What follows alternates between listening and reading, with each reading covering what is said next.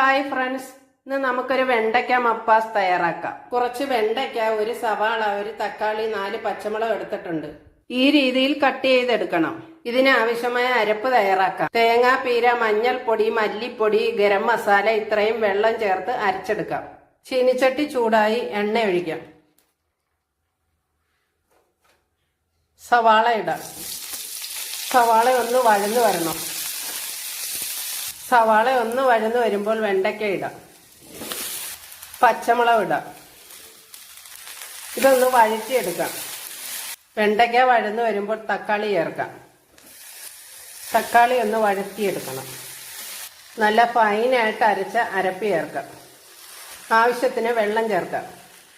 ആവശ്യത്തിന് ഉപ്പ് ചേർത്ത് ഒന്ന് തിളപ്പിച്ചെടുക്കാം. കടുക് താളിച്ചത് ചേർക്കാം. ചപ്പാത്തിക്കും ചോറിനും ഒപ്പം കഴിക്കാൻ പറ്റിയ ഒരു സൂപ്പർ വെണ്ടയ്ക്ക മപ്പാസ്